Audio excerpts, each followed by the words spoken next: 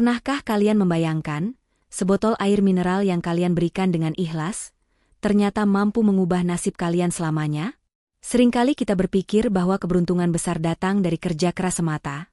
Namun kadang, Tuhan menitipkan kunci kesuksesan itu melalui tangan orang-orang yang tak berdaya di pinggir jalan. Inilah kisah Rafsan, seorang pemuda sederhana yang rela melepaskan kesempatan emasnya mendapatkan pekerjaan, hanya demi menolong seorang kakek tua yang terabaikan di tengah panasnya kota Jakarta. Namun siapa sangka, kakek lusuh yang ia tolong itu memegang rahasia besar yang akan membawanya bertemu dengan takdir cinta dan masa depan yang tak pernah ia bayangkan sebelumnya. Bagaimana ketulusan hati Rafsan mampu meluluhkan hati seorang atasan yang dingin dan angkuh? Simak kisah selengkapnya sampai habis, karena banyak pelajaran berharga yang bisa kita petik. Tapi sebelum kita masuk ke ceritanya, mari dukung terus channel Ken Arok Productions dengan cara tekan tombol like, subscribe, dan aktifkan lonceng notifikasinya. Saya doakan dengan tulus, bagi teman-teman yang sudah subscribe, semoga senantiasa dilimpahkan rezekinya, diberikan kesehatan yang paripurna untuk keluarga, keberkahan dalam setiap langkah, dan kebahagiaan yang tak putus-putus. Amin ya robbal alamin. Jangan lupa juga tulis di kolom komentar, kalian menonton video ini dari kota atau daerah mana saja? Mari kita saling mendoakan, karena insya Allah doa-doa baik yang kita panjatkan akan dikabulkan oleh Tuhan semesta alam. Matahari Jakarta siang itu terasa begitu menyengat, seolah ingin membakar semangat siapa saja yang sedang berjuang di bawahnya. Di salah satu halte Transjakarta yang padat, orang-orang sibuk dengan urusan mereka masing-masing. Ada yang sibuk memandang layar ponsel, ada yang mengeluh kepanasan, dan ada pula yang berlarian mengejar bus yang baru saja tiba. Di antara kerumunan itu, berdiri seorang pemuda bernama Rafsan. Ia mengenakan kemeja putih yang warnanya sudah sedikit memudar dan celana bahan hitam yang sudah disetrika rapi, meski terlihat sudah lama dipakai. Hari ini adalah hari yang sangat penting bagi Rafsan. Ia memiliki jadwal wawancara kerja di sebuah perusahaan logistik, kesempatan yang sudah ia nanti-nantikan selama berbulan-bulan setelah terkena pengurangan karyawan di tempat lamanya. Sambil sesekali menyeka keringat di pelipisnya dengan sapu tangan, Rafsan terus melirik jam tangan tua di pergelangan tangannya. Waktu wawancara tinggal 45 menit lagi, dan ia harus segera naik bus agar tidak terlambat. Namun, saat matanya menyapu sekeliling halte, pandangannya terhenti pada satu sosok di sudut bangku tunggu. Seorang kakek tua dengan pakaian lusuh, tampak duduk terkulai lemas. Wajahnya pucat pasi, dan tangannya memegang dada sambil terbatuk-batuk kecil. Orang-orang di sekitarnya seolah tidak peduli. Mungkin mereka mengira kakek itu hanya pengemis yang sedang istirahat, atau mereka terlalu takut untuk peduli, karena banyaknya modus kejahatan di ibu kota. Hati nurani Rafsan terusik. Kaki yang seharusnya melangkah mendekati pintu bus, justru tertahan. Ia teringat wajah ibunya di kampung. Bagaimana jika ibunya yang sedang sakit diperlakukan acuh tak acuh oleh orang lain seperti kakek itu?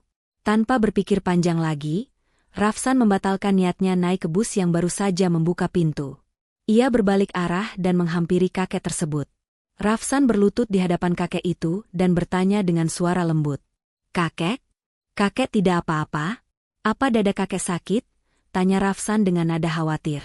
Kakek itu membuka matanya perlahan, napasnya terdengar berat. "Haus.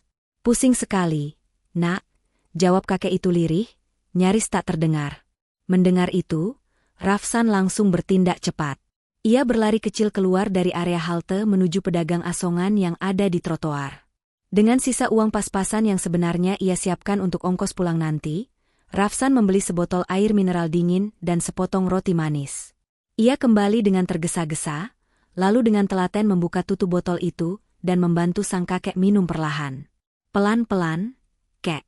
Minum dulu biar segar," ucap Rafsan sambil memegangi punggung kakek itu agar tidak tersedak. Setelah beberapa teguk air membasahi tenggorokannya, wajah kakek itu mulai terlihat sedikit lebih segar, meski masih tampak lemas. Rafsan kemudian membuka bungkus roti dan menyodorkannya. Ia tidak hanya memberikan makanan, tetapi juga memijat punggung dan tengkuk kakek itu dengan lembut, berharap bisa mengurangi rasa pusing yang dirasakan orang tua tersebut. Rafsan kembali melirik jam tangannya. Jarum jam sudah menunjukkan waktu yang sangat mepet. Jika ia berangkat sekarang pun, ia pasti akan terlambat sampai di lokasi wawancara. Dalam dunia kerja profesional, terlambat berarti tidak disiplin, Dan itu artinya ia sudah gagal sebelum mencoba. Ada rasa sesak di dada Rafsan, membayangkan wajah kecewa ibunya jika tahu ia gagal lagi mendapatkan pekerjaan. Namun, saat melihat kakek di hadapannya yang kini mulai bisa bernapas lega, rasa sesak itu perlahan berganti dengan ketenangan. "Terima kasih, Nak. Kamu orang baik," ucap kakek itu sambil menatap Rafsan lekat-lekat. Rafsan tersenyum tulus, senyum yang menutupi kekhawatirannya akan masa depan. "Sama-sama, Kek. Kakek istirahat saja dulu di sini sampai benar-benar kuat. Saya akan temani kakek sampai ada keluarga yang jemput atau sampai kakek merasa baikan." Bagi Rafsan, rezeki sudah ada yang mengatur. Ia mungkin kehilangan kesempatan wawancara hari ini, tapi ia tidak akan memaafkan dirinya sendiri jika membiarkan nyawa seseorang terancam hanya demi sebuah pekerjaan. Ia memilih duduk di samping kakek itu, membiarkan bus demi bus berlalu, membawa pergi kesempatannya, namun meninggalkan rasa damai di hatinya. Waktu terus berjalan, dan matahari semakin condong ke barat. Rafsan masih setia duduk di samping kakek tersebut, memastikan napas orang tua itu kembali teratur. Di dalam hatinya, Rafsan sudah merelakan panggilan kerja yang seharusnya ia hadiri. Ia tahu, saat ini namanya pasti sudah dicoret dari daftar kandidat karena ketidakhadirannya. Ada rasa perih yang menjalar di dada mengingat betapa sulitnya mencari pekerjaan di ibu kota, apalagi dengan ijazah sekolah menengah yang ia miliki. Namun, setiap kali ia melihat wajah kakek di sampingnya yang mulai memerah segar, rasa sesak itu perlahan memudar digantikan oleh rasa lega karena telah melakukan hal yang benar. Rupanya, kakek itu diam-diam memperhatikan gelagat Rafsan. Meski penampilannya lusuh, mata tua itu menyimpan ketajaman yang tidak biasa. Ia melihat bagaimana Rafsan beberapa kali menghela napas panjang sambil menatap kosong ke arah jalan raya, namun kembali tersenyum ramah saat menoleh padanya. "Anak muda," panggil kakek itu dengan suara yang kini jauh lebih bertenaga. "Sepertinya kamu tadi sedang terburu-buru. Apa ada hal penting yang kamu tinggalkan demi menolong orang tua yang tidak kamu kenal ini?" Rafsan tertegun sejenak, lalu menjawab dengan jujur namun sopan. "Sebenarnya saya ada jadwal wawancara kerja, Kek. Tapi jamnya sudah lewat setengah jam yang lalu. Mungkin memang belum rezeki saya di sana," jawab Rafsan sambil tersenyum pahit, mencoba menyembunyikan kekecewaannya. Mendengar jawaban itu, raut wajah sang kakek berubah. Ada gurat kekaguman yang terpancar dari sorot matanya. Di zaman sekarang, sulit menemukan anak muda yang rela mengorbankan masa depannya sendiri demi keselamatan orang asing. Kakek itu merogoh saku baju batiknya yang terlihat kusam, lalu mengeluarkan sebuah kartu nama. Kartu itu terlihat sangat sederhana, berwarna hitam pekat dengan tulisan tinta emas yang timbul, namun terasa berat dan berwibawa saat dipegang. Ia menyodorkan kartu itu ke tangan Rafsan. "Ambil ini. Besok pagi, datanglah ke alamat yang tertera di sana. Bilang saja Pak Haryo yang menyuruhmu datang." Rafsan menerima kartu itu dengan bingung. Ia membolak-balikan kartu tersebut, membaca sebuah alamat gedung perkantoran di kawasan Segitiga Emas Jakarta. "Tapi Kek, saya tidak mengharapkan imbalan apa-apa. Saya menolong ikhlas lillahi ta'ala," tolak Rafsan halus, merasa tidak enak hati. Kakek itu tersenyum bijak, menepuk pundak Rafsan dengan mantap. "Ini bukan imbalan, Nak. Ini adalah kesempatan. Orang jujur dan tulus sepertimu pantas mendapatkan kesempatan kedua. Jangan ditolak, anggap saja ini jalan rezeki yang Tuhan ganti untukmu karena keikhlasanmu tadi." Belum sempat Rafsan bertanya lebih lanjut, sebuah mobil sedan hitam mewah perlahan menepi tepat di depan halte. Kaca jendela belakang terbuka, dan seorang supir berseragam rapi turun dengan tergesa-gesa menghampiri mereka. Rafsan terbelalak kaget. Ia tidak menyangka kakek yang dikiranya orang terlantar ini ternyata dijemput oleh kendaraan semewah itu. "Mari, Den Haryo. Maaf saya terlambat menjemput karena macet total di perempatan depan," ucap supir itu sambil membungkuk hormat. Pak Haryo mengangguk, lalu menoleh sekali lagi pada Rafsan sebelum masuk ke dalam mobil. "Ingat, datanglah besok. Jangan sampai terlambat lagi." Mobil mewah itu pun melaju perlahan, meninggalkan asap tipis dan rasa penasaran yang membuncah di dada Rafsan. Ia kembali menatap kartu nama di tangannya. Di sana tertulis jelas, Haryo Group. Rafsan menelan ludah. Ia tahu nama itu. Itu adalah salah satu perusahaan raksasa di negeri ini. Apakah ini mimpi? Atau buah manis dari sebotol air mineral yang ia berikan? Dengan jantung berdebar kencang, Rafsan menggenggam erat kartu itu, sebuah harapan baru kini menyala di matanya. Keesokan paginya, Rafsan berdiri dengan takjub di depan Menara Hario yang menjulang tinggi menembus langit Jakarta.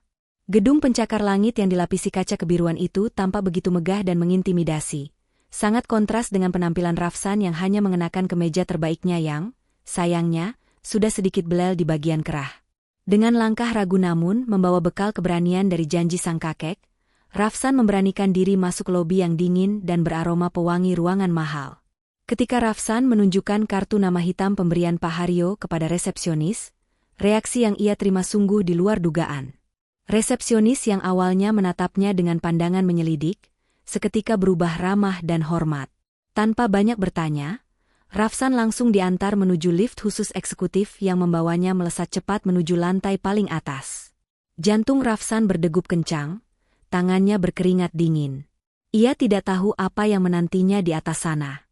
Pintu lift terbuka, menampilkan sebuah ruangan kantor yang luas dengan desain minimalis namun mewah. Di ujung ruangan, di balik meja kerja besar dari kayu mahoni, duduk seorang wanita muda dengan aura yang begitu kuat. Itu adalah Dinda, cucu kesayangan Pak Hario sekaligus CEO muda yang terkenal dengan ketegasannya. Wajahnya cantik luar biasa, namun tatapan matanya tajam dan dingin, seolah mampu menembus dan menilai harga diri seseorang dalam hitungan detik. Dinda menatap Rafsan dari ujung kaki hingga ujung kepala dengan alis berkerut. Ia baru saja menerima telepon dari kakeknya yang mengatakan akan mengirim seseorang yang spesial. Namun, sosok di hadapannya ini jauh dari ekspektasi Dinda akan seorang kandidat pegawai perusahaan elit. "Jadi, kamu orang yang dimaksud kakek?" tanya Dinda dengan nada datar, tanpa mempersilakan Rafsan duduk. Tangannya meraih lembaran formulir data diri singkat yang baru saja diisi Rafsan di bawah. Rafsan. Pendidikan terakhir? SMA? Dinda mendengus pelan, sebuah tawa kecil yang meremehkan lolos dari bibirnya. Ia melempar kertas itu kembali ke meja. "Dengar ya, Mas Rafsan. Hario Group adalah perusahaan multinasional. Standar karyawan kami adalah lulusan universitas terbaik, fasih bahasa asing, dan punya pengalaman mumpuni.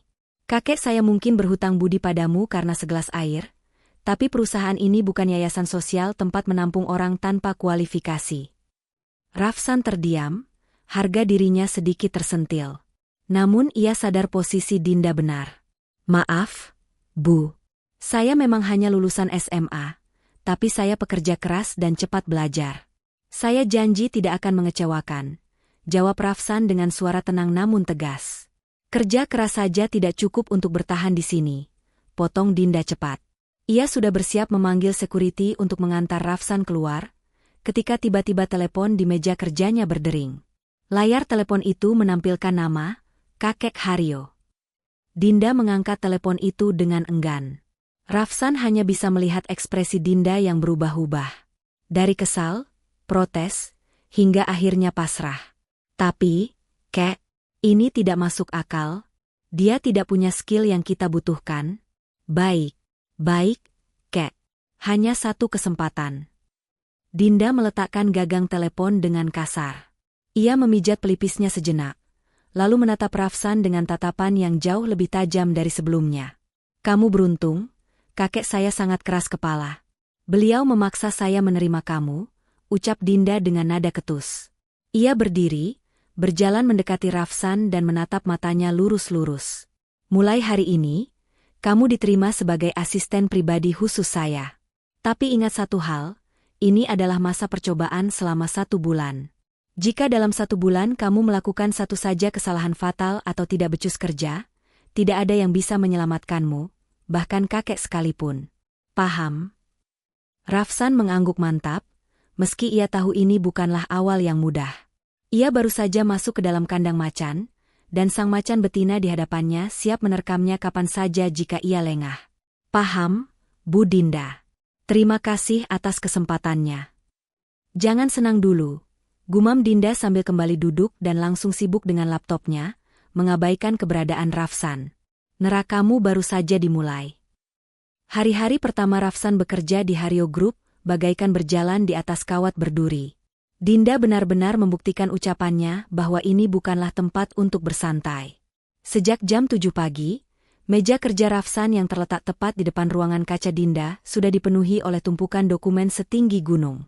Itu adalah arsip-arsip lama perusahaan yang berantakan, data klien yang belum terinput, hingga jadwal pertemuan Dinda yang semrawut bagaikan benang kusut.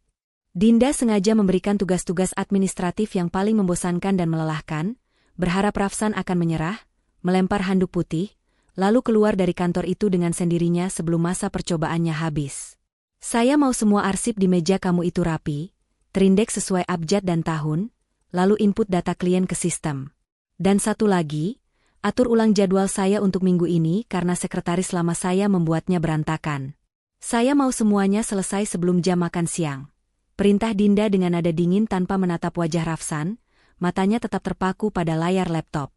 Karyawan lain yang lewat menatap Rafsan dengan tatapan kasihan. Tugas sebanyak itu biasanya dikerjakan oleh 3 orang dalam waktu 2 hari, namun Rafsan dibebankan sendirian dalam waktu setengah hari.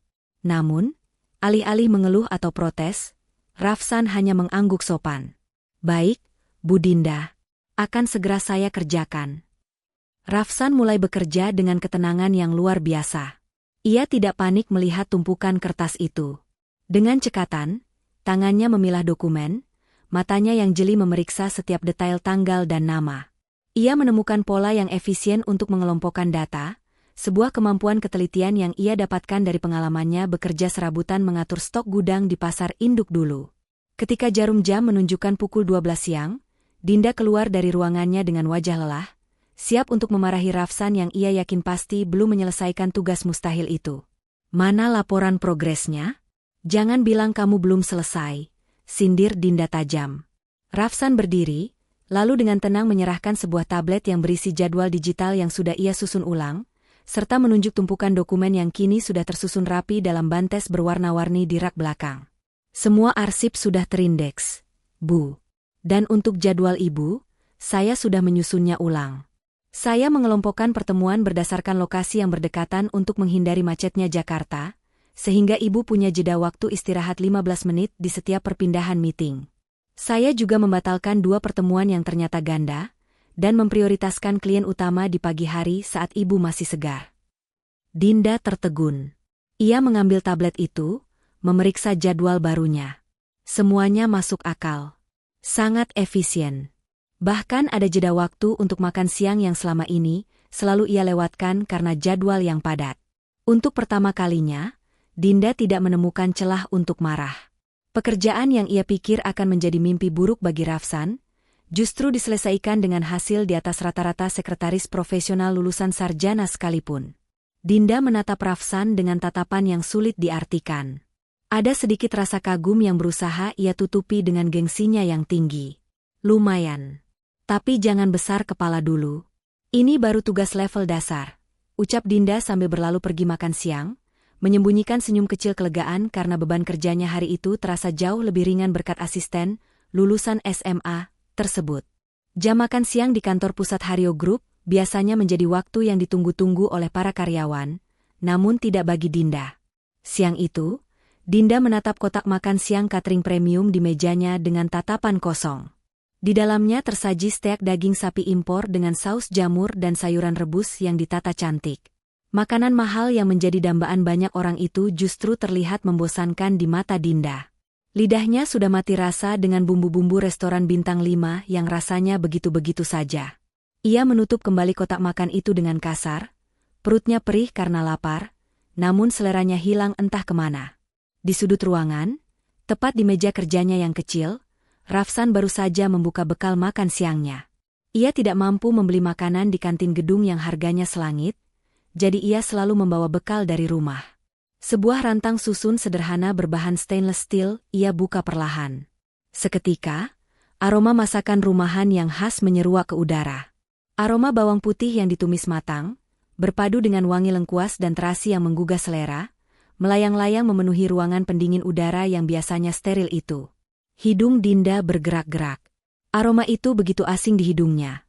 Namun anehnya, justru membuat kelenjar air liurnya bekerja. Ia menoleh ke arah Rafsan yang sedang bersiap menyantap makanannya setelah berdoa. Bau apa ini, Rafsan? Tanya Dinda, nadanya setengah menyelidik setengah penasaran. Ia beranjak dari kursi kebesarannya dan mendekati meja asistennya itu. Rafsan kaget dan buru-buru menutup rantangnya, takut aroma masakannya mengganggu sang bos. Maaf, Bu Dinda. Apa baunya mengganggu? Saya akan makan di tangga darurat saja. Ini cuma bekal masakan ibu saya, tumis kangkung dan ayam goreng lengkuas. Memang baunya agak menyengat, jawab Rafsan dengan wajah bersalah. Mata Dinda justru terpaku pada rantang itu. Tumis kangkung yang masih terlihat hijau segar dengan kuah sedikit nyemek, dan ayam goreng yang warnanya kuning keemasan dengan serundeng lengkuas yang melimpah. Itu jauh lebih menggoda daripada steak dingin di mejanya. Gengsi Dinda setinggi langit, tapi cacing di perutnya berdemo lebih keras. Siapa yang suruh kamu pergi? Saya cuma tanya, ucap Dinda sambil berdeham, mencoba menjaga wibawanya. Kelihatannya tidak terlalu buruk. Kebetulan saya sedang mual lihat makanan catering saya. Boleh saya coba sedikit? Sekadar untuk memastikan makanan kamu layak konsumsi di ruangan ini. Rafsan tersenyum geli melihat tingkah bosnya yang jelas-jelas gengsi. Dengan sigap, ia mengambil tutup rantang yang bersih, menuangkan sebagian nasi, sayur kangkung, dan sepotong ayam goreng besar ke sana, lalu menyodorkannya pada Dinda. Silakan, Bu. Dijamin bersih dan halal. Ini resep andalan ibu saya.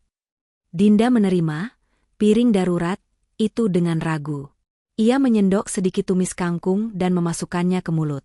Detik berikutnya, mata Dinda membelalak. Rasa gurih, sedikit pedas, dan renyahnya kangkung itu meledak di mulutnya. Ada rasa hangat yang menjalar ke hatinya, rasa masakan rumah yang penuh cinta, sesuatu yang jarang ia rasakan di rumah besarnya yang sepi. Tanpa sadar, Dinda menghabiskan porsi itu dengan lahap. Bahkan ia memakan ayam goreng itu menggunakan tangan, melupakan etika makan fine dining yang selama ini ia agungkan. Gimana, Bu? Layak? Tanya Rafsan hati-hati setelah melihat piring Dinda licin tandas. Dinda menyeka sudut bibirnya dengan tisu, wajahnya sedikit memerah karena malu ketahuan makan begitu lahap. Biasa saja, tidak istimewa. Dusta Dinda sambil memalingkan muka, tapi kemudian ia menambahkan dengan suara pelan namun tegas. Tapi, besok kamu bawa 2 porsi. Saya mau berhemat, jadi saya akan makan bekal kamu saja. Anggap saja itu tugas tambahan kamu. Rafsan menahan tawa melihat tingkah bosnya yang menggemaskan itu. Siap, Bu Bos. Besok saya bawakan sambal terasi sekalian. Dan siang itu, dinding es di hati Dinda mulai retak sedikit demi sedikit, hanya karena sepiring tumis kangkung dan ketulusan seorang asisten. Bagi para karyawan di lantai eksekutif Haryo Group, jam 8 hingga jam 9 pagi adalah waktu yang paling berbahaya. Itu adalah periode siaga 1, di mana mood sang CEO, Dinda, sangat bergantung pada secangkir kopi pagi. Jika kopinya sempurna, hari akan berjalan damai. Namun jika kopinya gagal, maka bersiaplah menghadapi badai amarah yang bisa membuat manajer senior pun gemetar ketakutan. Dan sayangnya, pagi ini tanda-tanda badai itu sudah terlihat jelas.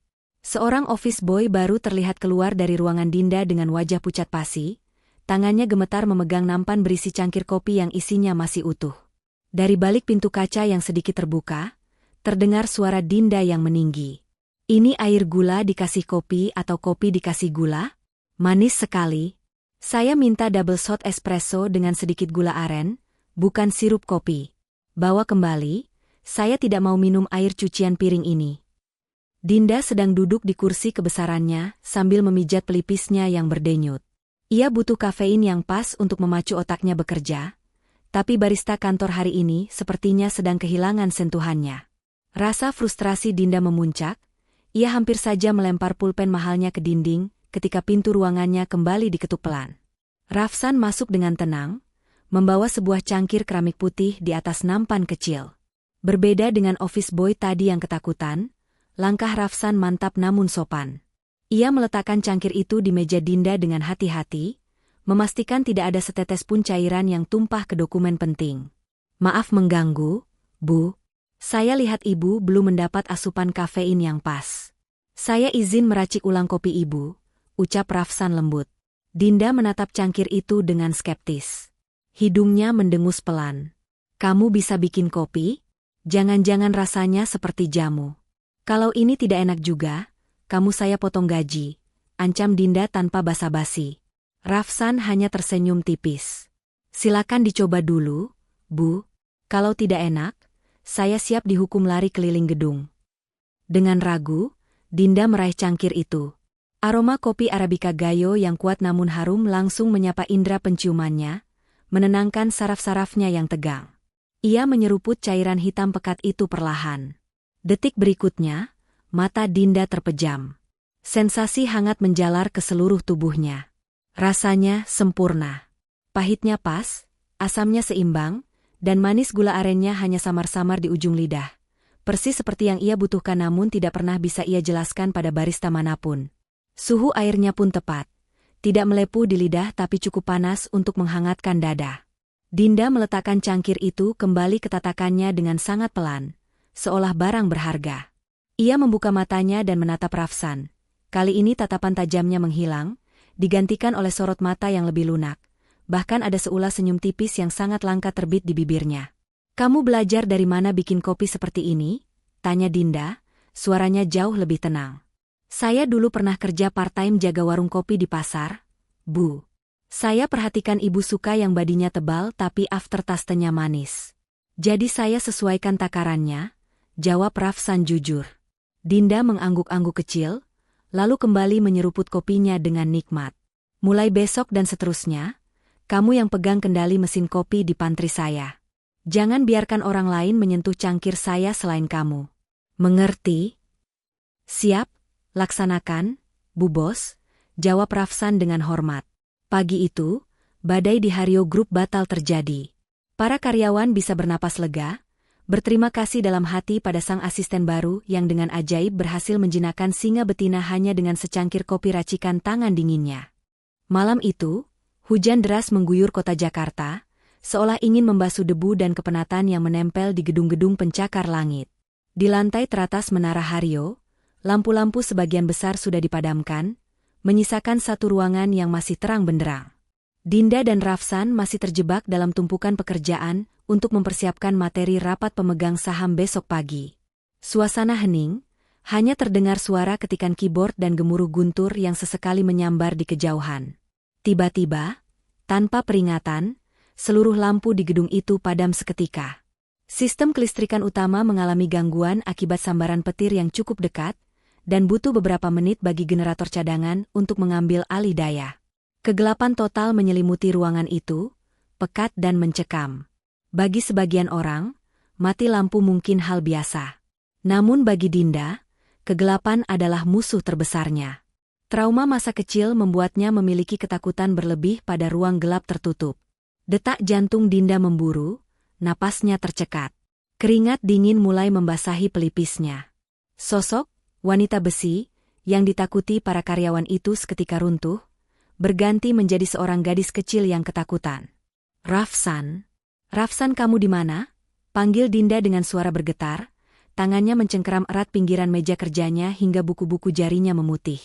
Tak lama kemudian, sebuah cahaya terang muncul dari arah pintu. Rafsan masuk dengan tenang sambil menyalakan senter dari ponselnya. Ia melihat Dinda yang duduk meringkuk di kursinya dengan wajah pucat pasi. Saya di sini, Bu. Tenang saja, saya tidak akan kemana-mana, ucap Rafsan dengan suara lembut yang menenangkan.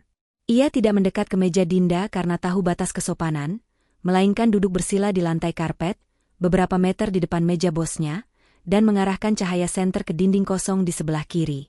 Melihat Dinda yang masih gemetar, Rafsan mencoba mengalihkan perhatiannya. Ia mengangkat tangannya di depan cahaya senter, menciptakan sebuah bayangan hitam di dinding. Bu Dinda, coba lihat ke dinding deh. Ada kelinci nyasar nih, ujar Rafsan sambil menggerak-gerakkan jari telunjuk dan jari tengahnya menyerupai telinga kelinci yang sedang melompat-lompat. Dinda perlahan membuka matanya dan menoleh ke dinding. Ia melihat bayangan itu. Itu bukan kelinci, Rafsan. Itu lebih mirip kanguru yang kena encok, komentar Dinda lirih. Namun nada ketakutan dalam suaranya mulai berkurang. Rafsan terkekeh pelan. Ia mengubah posisi jarinya lagi. Kali ini kedua tangannya saling bertautan dan jempolnya bergerak-gerak. Kalau ini burung merpati yang lagi cari jodoh, Bu. Kali ini, tawa kecil lolos dari bibir Dinda. Ia mulai lupa pada kegelapan yang mengurungnya. Mana ada merpati kepalanya gepeng begitu? Kamu ini ada-ada saja, sahut Dinda. Kini tubuhnya mulai rileks. Ia bahkan beranjak dari kursinya dan ikut duduk di lantai, tidak jauh dari Rafsan, merasa lebih aman berada di dekat sumber cahaya itu. Untuk beberapa menit, di tengah kegelapan kantor yang sunyi, dinding pembatas antara atasan dan bawahan itu runtuh. Mereka tertawa bersama menertawakan bentuk-bentuk bayangan aneh yang diciptakan Rafsan. Dinda menatap wajah Rafsan yang diterangi cahaya redup senter. Di matanya, pria sederhana ini terlihat begitu berbeda malam ini. Bukan sebagai asisten yang harus ia perintah, melainkan sebagai pelindung yang membuatnya merasa aman. Ketika lampu akhirnya menyala kembali dengan terang benderang, keduanya terdiam, menyadari posisi mereka yang duduk berdekatan di lantai. Ada kecanggungan yang manis di sana. Dinda buru-buru berdiri dan merapikan roknya, wajahnya bersemu merah.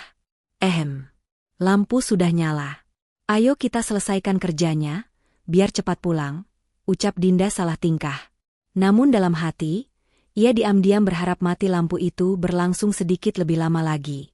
Akhir pekan biasanya menjadi waktu sakral bagi Dinda untuk memanjakan diri di salon mahal, atau sekadar tidur seharian di apartemen mewahnya.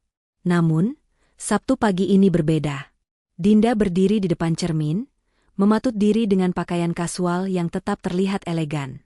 Ia meraih ponselnya, mengetik pesan singkat kepada Rafsan dengan dalih pekerjaan yang dibuat sehalus mungkin.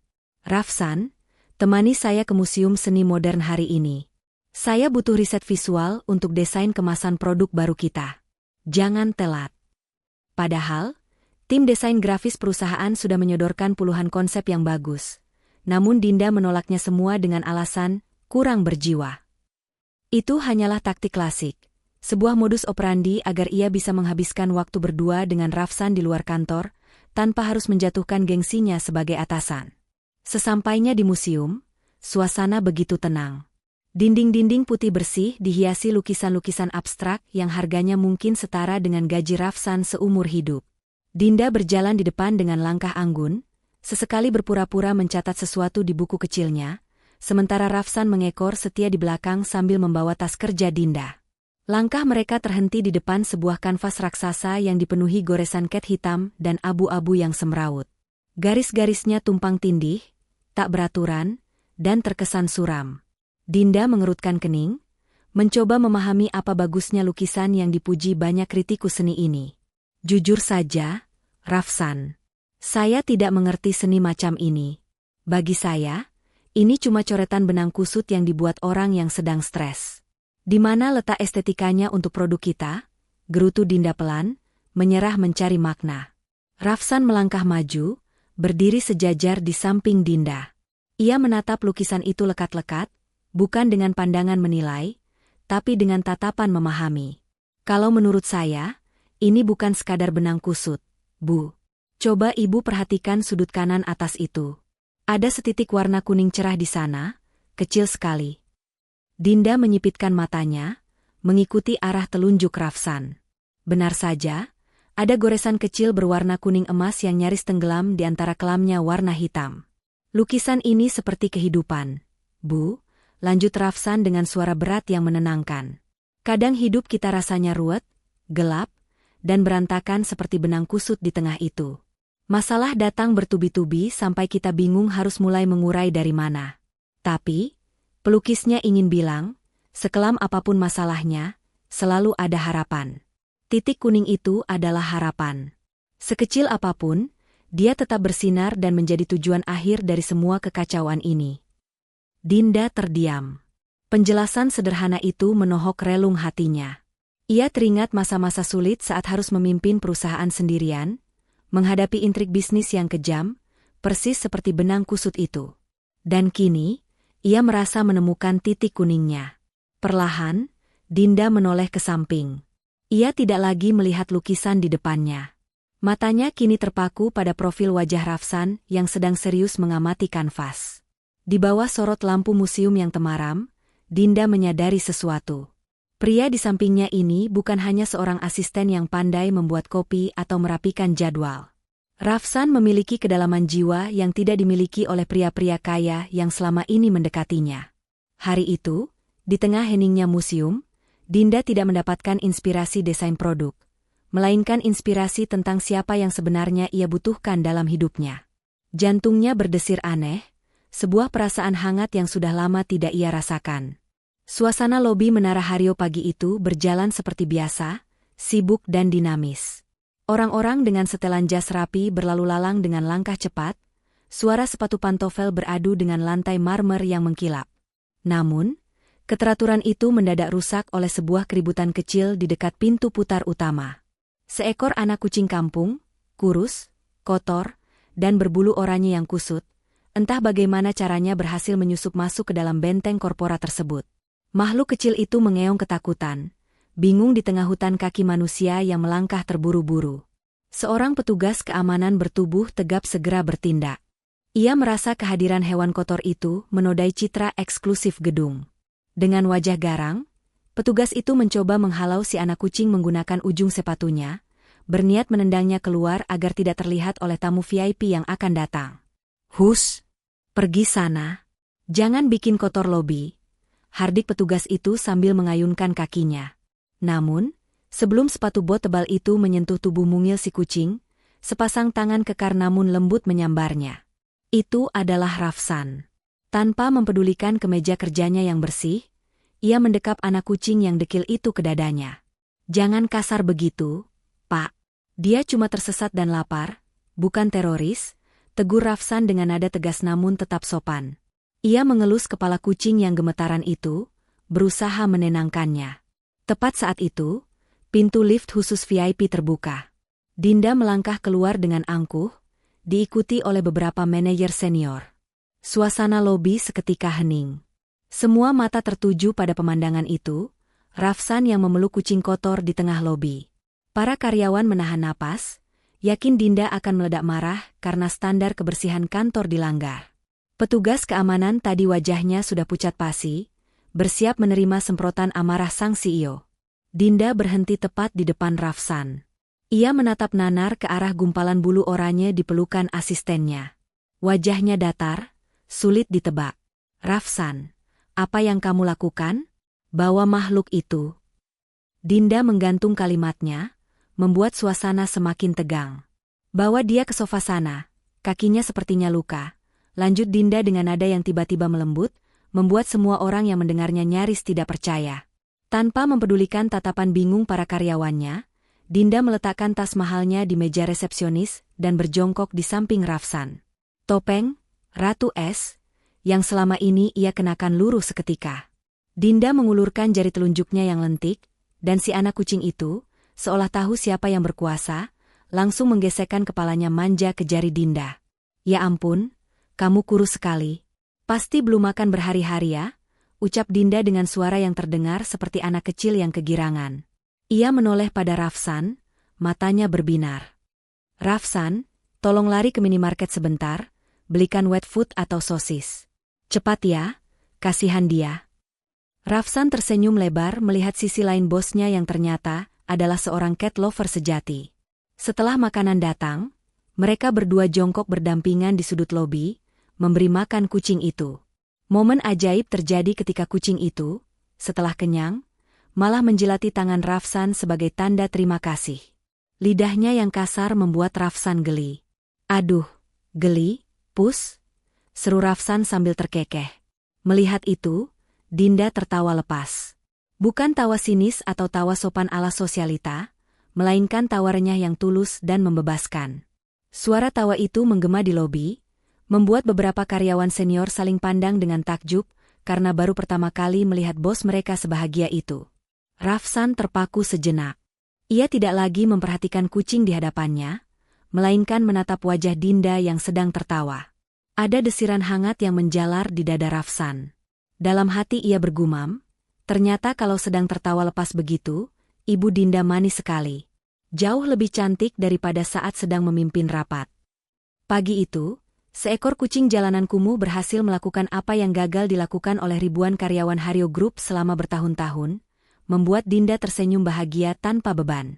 Seiring berjalannya waktu, kehadiran Rafsan di kantor Hario Group tidak hanya membawa perubahan bagi Dinda, tetapi juga menarik perhatian banyak karyawan lain.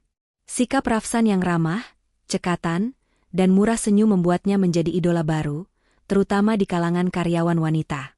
Penampilannya yang selalu rapi dan wangi, meski hanya mengenakan pakaian sederhana, memancarkan pesona tersendiri yang sulit ditolak. Siang itu, suasana di depan meja kerja Rafsan terlihat sedikit berbeda. Seorang mahasiswi magang berwajah manis dengan rambut dikuncir kuda, memberanikan diri menghampiri meja Rafsan. Gadis itu tersenyum malu-malu sambil menyodorkan sebatang coklat impor berukuran besar yang diikat pita merah muda. "Mas Rafsan, ini ada sedikit coklat buat Mas. Dimakan ya, biar semangat kerjanya," ucap gadis magang itu dengan nada manja, matanya berbinar penuh kekaguman. Rafsan yang pada dasarnya memang sopan, tentu saja tidak bisa menolak pemberian itu. Ia menerima coklat tersebut dengan senyum ramah yang khas. "Wah, terima kasih banyak ya. Jadi merepotkan begini. Nanti saya makan saat istirahat," jawab Rafsan tulus.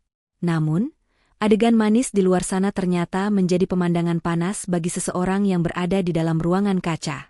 Dinda, yang sedari tadi sedang memeriksa laporan keuangan, tiba-tiba merasa konsentrasinya buyar seketika. Matanya terpaku pada interaksi antara asistennya dan gadis magang itu.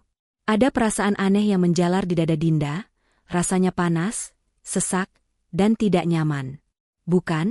Ini bukan karena pendingin ruangan yang mati, karena suhu di ruangannya menunjukkan angka 18 derajat. Ini adalah panas api cemburu yang bahkan Dinda sendiri belum menyadarinya. Dengan gerakan kasar, Dinda membanting pena mahalnya ke atas meja, lalu menekan tombol interkom dengan emosi yang meluap-luap. "Rafsan, ke ruangan saya. Sekarang," perintahnya ketus, suaranya menggema lewat pengeras suara di meja Rafsan.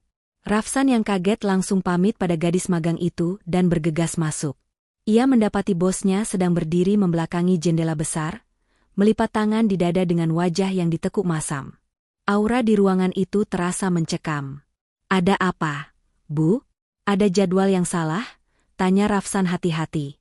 Dinda berbalik badan, matanya menatap tajam ke arah saku kemeja Rafsan di mana coklat tadi menyembul sedikit. "Kantor ini adalah tempat profesional, Rafsan.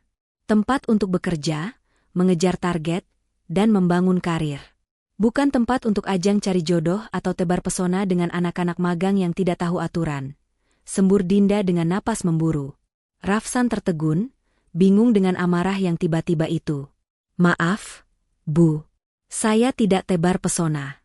Dia hanya memberi coklat sebagai tanda pertemanan, dan saya menerimanya karena menghargai," bela Rafsan tenang. "Alasan?" potong Dinda cepat. "Mulai sekarang, saya tidak mau melihat ada drama percintaan murahan di depan ruangan saya. Fokus kerja. Kalau kamu sibuk pacaran, kapan pekerjaan saya selesai?" Melihat reaksi Dinda yang berlebihan hanya karena sebatang coklat, Rafsan justru menangkap sesuatu yang jenaka. Ia menatap wajah bosnya yang memerah padam. Alih-alih takut, sebuah senyum jahil terbit di sudut bibir Rafsan. "Ibu marah karena saya tidak fokus kerja? Atau ibu cemburu karena saya dapat coklat dari orang lain?" tanya Rafsan dengan nada menggoda yang sangat berani. Pertanyaan itu bagaikan skakmat. Wajah Dinda yang tadi merah karena marah, kini berubah menjadi merah padam karena malu. Ia gelagapan, matanya bergerak liar mencari alasan. "Apa? Cemburu? Jangan mimpi. Saya cuma tidak suka karyawan saya makan gaji buta. Sudah, sana keluar. Bikin sakit kepala saja," usir Dinda sambil memalingkan wajahnya, pura-pura sibuk merapikan berkas yang sebenarnya sudah rapi.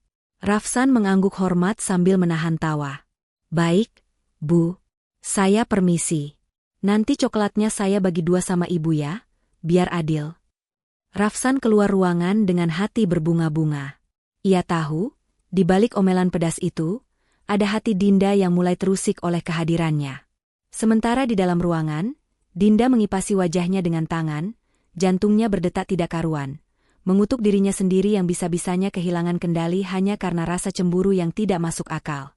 Pagi itu, atmosfer di lantai teratas Menara Haryo terasa mendung, padahal cuaca di luar sedang cerah. Penyebabnya satu, kursi di depan ruangan CEO kosong melompong. Rafsan tidak masuk kerja.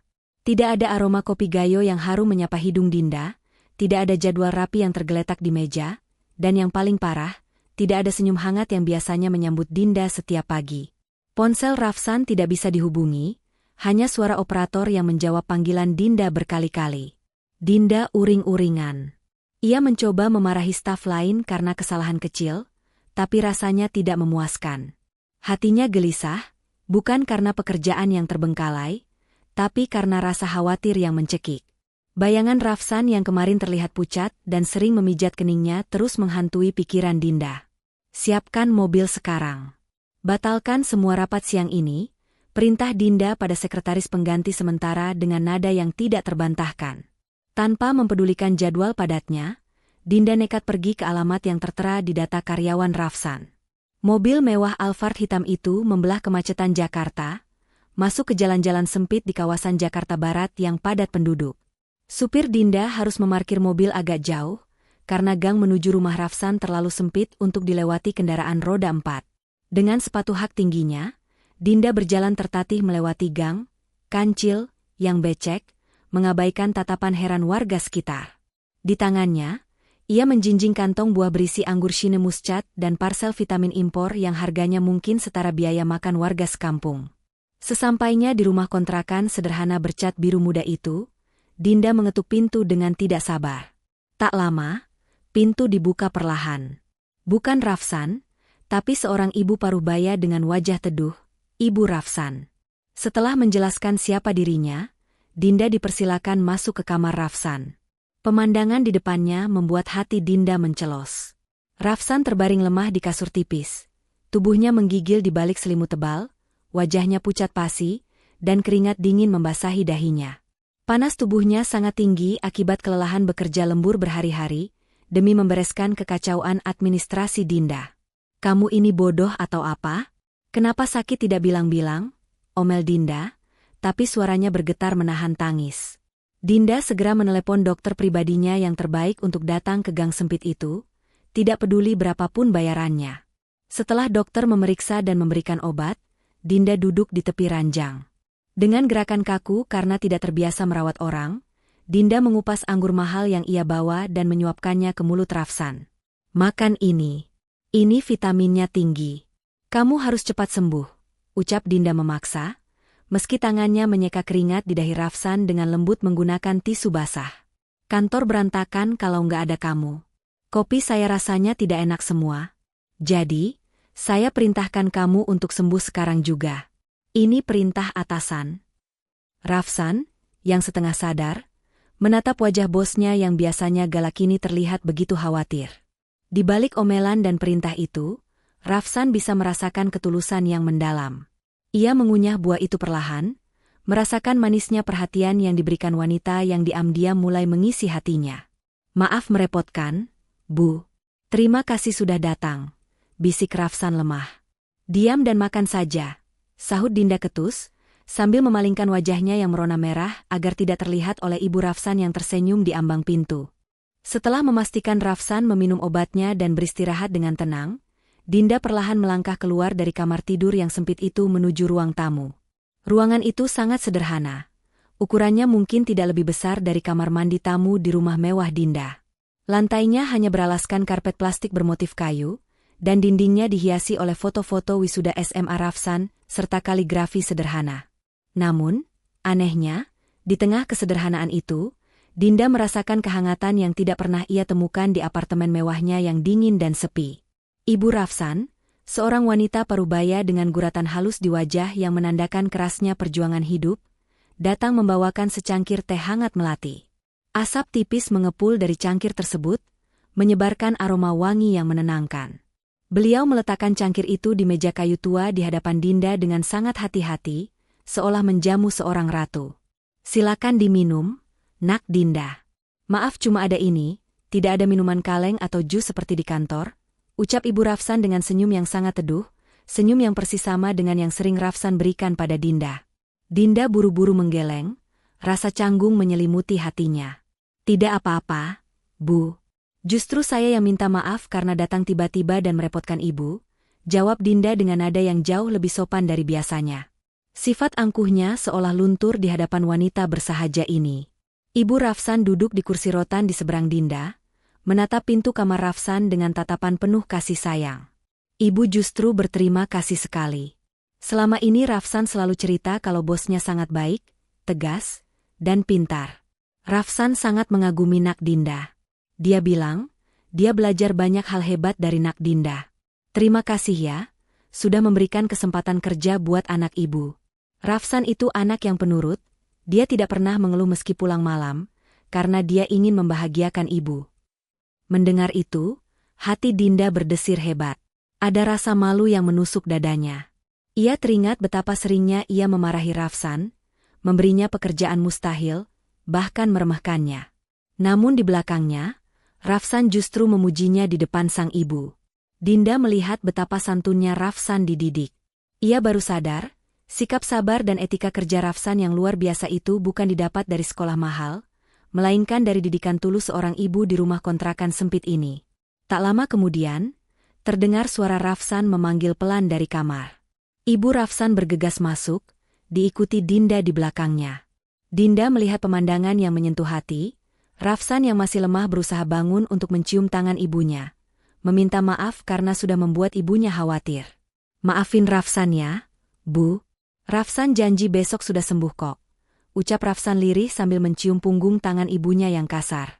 Dinda terpaku di ambang pintu.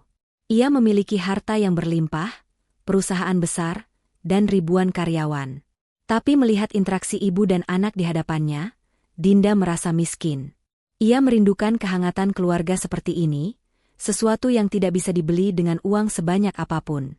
Hari itu, Dinda tidak hanya mengenal sisi lain dari asistennya, tapi ia juga belajar bahwa kekayaan sejati adalah memiliki tempat untuk pulang dan hati yang saling menyayangi. Pandangan Dinda terhadap Rafsan pun berubah total. Bukan lagi sekadar bawahan, melainkan seorang pria yang memegang nilai-nilai kehidupan yang Dinda cari selama ini. 2 hari setelah sembuh total, Rafsan kembali bekerja dengan semangat baru. Namun, hari itu ada kesibukan yang tidak biasa di kantor Haryo Group. Malam ini adalah jadwal acara makan malam tahunan perusahaan atau gala dinner, sebuah acara bergengsi yang dihadiri oleh seluruh pemegang saham, mitra bisnis, dan tentu saja, para sosialita ibu kota. Bagi Dinda, ini bukan sekadar pesta, melainkan ajang pembuktian citra perusahaan. Sebagai CEO, ia harus tampil sempurna, dan itu artinya, siapapun yang berdiri di sampingnya juga harus terlihat sempurna. Sore harinya, Dinda menarik tangan Rafsan keluar dari kantor menuju sebuah butik langganannya di kawasan perbelanjaan elit Jakarta Selatan. Rafsan yang masih mengenakan kemeja batiknya yang sederhana tampak bingung dan canggung saat melangkah masuk ke dalam toko yang dipenuhi jas-jas mahal berharga puluhan juta rupiah itu. Bu Dinda, kita mau apa kesini? Pakaian saya rasanya masih layak pakai untuk sekadar berdiri di belakang ibu nanti, tanya Rafsan ragu sambil memegang ujung kerah batiknya. Dinda menggeleng tegas sambil memilah-milah deretan jas di gantungan. Tidak bisa, Rafsan. Malam ini kamu bukan hanya asisten yang berdiri di pojokan. Kamu akan mendampingi saya menyambut tamu-tamu penting. Penampilan kamu adalah representasi saya. Jadi, nurut saja. Dinda kemudian mengambil satu setelan jas berwarna biru dongker, atau navy blue dengan potongan slim fit yang terlihat sangat elegan. Ia menyodorkannya ke dada Rafsan, mengukur sekilas dengan matanya yang jeli. Ini warna yang cocok untuk kulitmu. Coba pakai ini, jangan keluar sebelum rapi. Rafsan menurut dan masuk ke kamar pas. Di luar, Dinda menunggu sambil duduk di sofa beludru, pura-pura sibuk mengecek ponsel untuk menutupi kegugupannya. 15 menit berlalu, tirai kamar pas perlahan terbuka. Dinda mendongak, dan seketika itu juga, dunia seolah berhenti berputar baginya.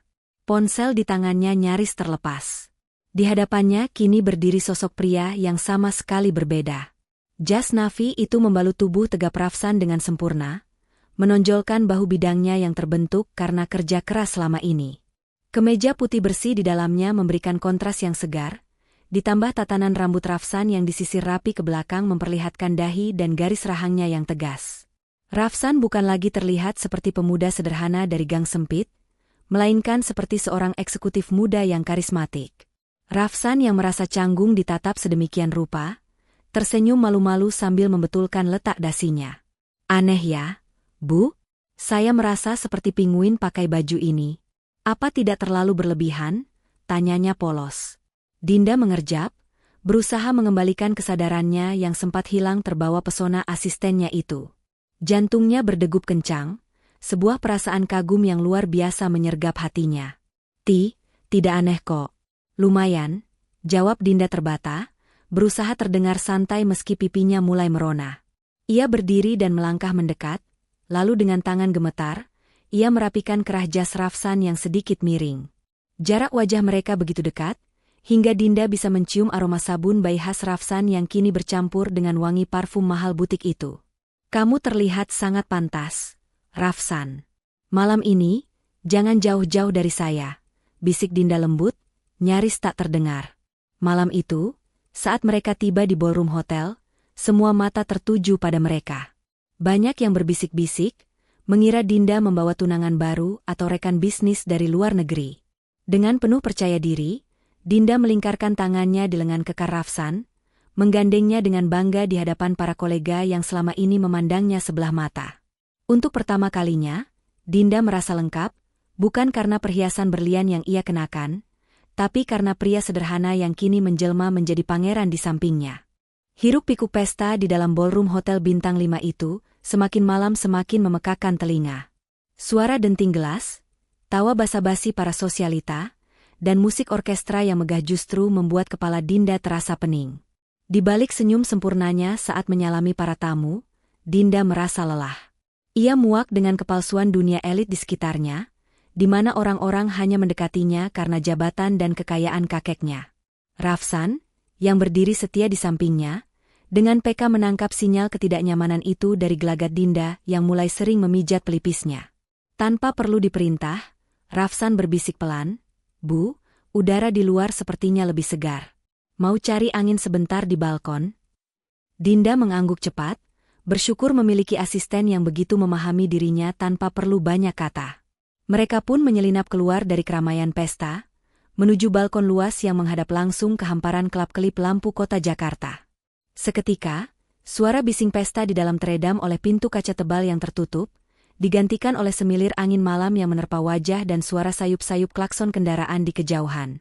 Di bawah sinar bulan yang menggantung di langit Jakarta, Dinda menghela napas panjang, melepaskan beban di pundaknya. Ia bersandar pada pagar pembatas balkon, menatap kota yang tak pernah tidur.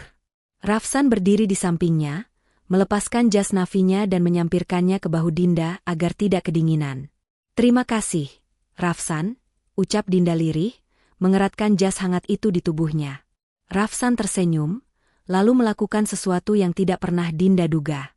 Pria itu mundur selangkah, membungkukkan badannya sedikit dengan tangan kanan terulur, layaknya seorang pangeran dalam dongeng klasik. Bu Dinda, boleh saya minta satu dansa? Di dalam terlalu berisik, musiknya juga kurang pas. Di sini lebih tenang, ajak Rafsan dengan tatapan mata yang teduh namun berani. Dinda tertegun. Tidak ada musik di balkon itu, hanya suara desau angin. Namun, melihat ketulusan di mata Rafsan, Dinda menyambut uluran tangan kasar namun hangat itu. Tapi tidak ada musiknya. Rafsan, elak Dinda pelan, meski kakinya melangkah mendekat. Kita tidak butuh musik, Bu. Cukup ikuti langkah saya, jawab Rafsan lembut. Perlahan, Rafsan menuntun Dinda. Tangan kirinya menggenggam tangan Dinda, sementara tangan kanannya dengan sopan namun mantap memegang pinggang ramping bosnya. Mereka mulai bergerak perlahan, berayun ke kiri dan ke kanan dalam irama imajiner yang hanya mereka berdua yang dengar. Tanpa musik orkestra, tanpa sorot lampu panggung, hanya diterangi cahaya bulan dan lampu gedung pencakar langit. Jarak wajah mereka begitu dekat. Dinda bisa melihat dengan jelas bintik coklat di mata Rafsan yang selama ini luput dari perhatiannya. Tatapan mereka terkunci lama, berbicara lebih banyak daripada kata-kata. Di momen itu, Dinda tidak merasakan kecanggungan antara atasan dan bawahan. Yang ia rasakan hanyalah rasa aman yang luar biasa. Tangan Rafsan yang kokoh membuatnya merasa terlindungi dari dunia yang jahat. "Terima kasih, Bu," bisik Rafsan di tengah gerakan dansa mereka yang pelan. "Terima kasih sudah melihat saya malam ini. Bukan sebagai asisten yang cuma bisa disuruh-suruh, tapi sebagai pria yang beruntung bisa berdansa dengan wanita paling hebat di gedung ini." Wajah Dinda memanas, jantungnya berdegup kencang seirama dengan langkah kaki mereka. Malam itu, di balkon yang sepi, Dinda menyadari bahwa benteng pertahanan hatinya telah benar-benar runtuh oleh kesederhanaan pria di hadapannya. Ia merasa nyaman, perasaan yang selama ini ia cari namun tak pernah ia temukan dalam tumpukan hartanya. Momen magis di balkon itu harus berakhir ketika seorang pelayan datang memberitahu bahwa Pak Haryo memanggil Dinda. Dengan enggan namun patuh, Dinda melepaskan genggaman tangannya dari Rafsan. Keduanya kembali merapikan pakaian dan ekspresi wajah, berusaha terlihat profesional meski hati mereka masih bergemuruh hebat. Mereka berjalan beriringan masuk kembali ke dalam ballroom, menembus kerumunan tamu undangan menuju meja VIP di mana Pak Haryo duduk di kursi rodanya.